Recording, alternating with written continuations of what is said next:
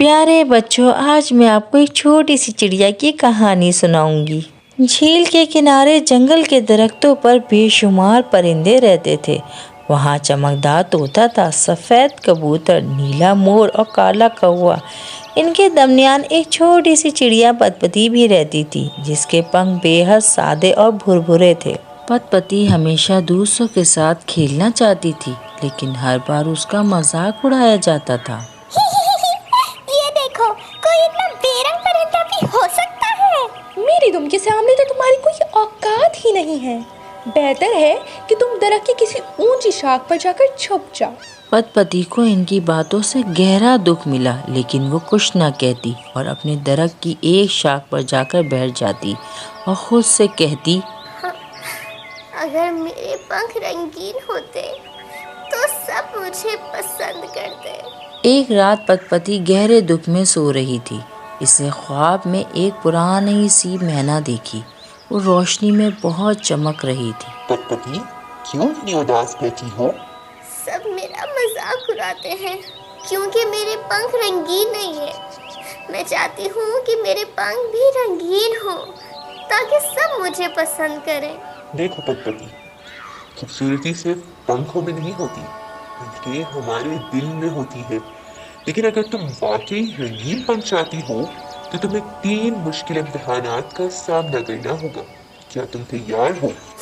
मैं कोशिश करूंगी, चाहे कितना ही मुश्किल क्यों ना हो। अगली सुबह शोर मचने लगा। पतपती ने देखा कि एक नन्ही चिड़िया के बच्चों का घोंसला तूफानी हवाओं के बायस दरख्त से नीचे गिर रहा है और इसके वालिदैन बेबसी से चिल्ला रहे हैं, मेरी बच्ची को बचाओ, कोई तो मदद करो मेरी। पतपती ने खौफ को एक तरफ रखा और हवा में उड़ान भरी। तूफान तेज था, इसके छोटे परों को बार बार झटके लग रहे थे, लेकिन इससे हिम्मत नहीं हारी। आखिरकार इसने बच्चों को बचा लिया और वापस अपने घोंसले में पहुंचा दिया। पतपती, तुम्हारा दिल बहुत बड़ा है, हम हमेशा तुम्हारे एहसानमंद रहेंगे। अरे ये क्या, मेरे पंखों पे रंग? ये शायद मेरा पहला इम्तिहान था। कुछ दिन बाद जंगल में एक भयानक सी आग लग गई। धुआं हर तरफ फैल गया। परिंदे अपनी जान बचाकर उड़ने लगे, लेकिन कुछ नन्हे परिंदे अपने घोंसलों में फंसे हुए थे और मदद के लिए चिल्ला रहे थे। अरे नहीं, यहाँ तो पूरी आग लगी हुई है। ओह बेचारे बच्चे, इन्हें बचाना होगा।